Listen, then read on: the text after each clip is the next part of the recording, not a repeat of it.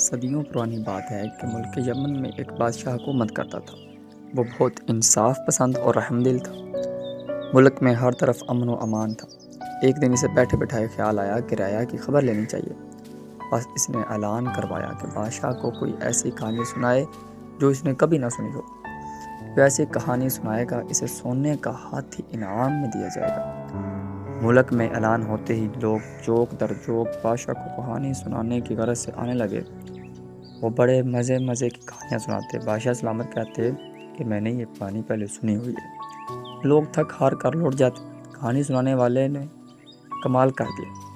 انہوں نے چڑیا سے باز مروایا، کبھی کچھوے کو خرگوش سے ہروا دیا، کبھی درخت پر ہاتھی چڑھا دیا، کبھی مچھلی کو صحرا میں زندہ کروا دیا۔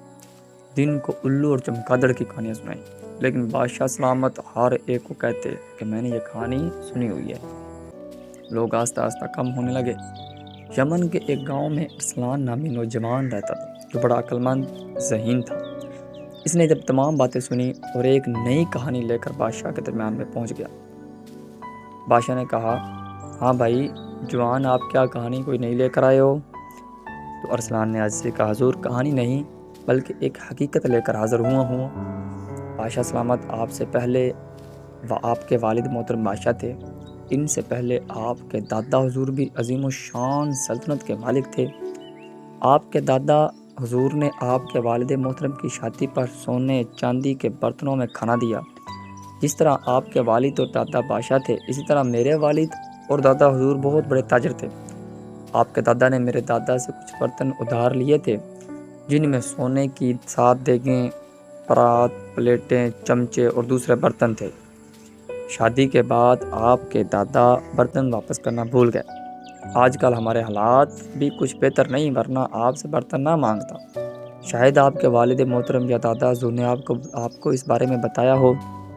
تو بادشاہ سلامت فوراً بولا کہ میں نے یہ بات کبھی نہیں سنی۔ ارسلان کہنے لگا، کیا آپ نے یہ بات کبھی نہیں سنی؟ بادشاہ نے پھر دہرایا کہ میں نے یہ بات پہلے کبھی نہیں سنی۔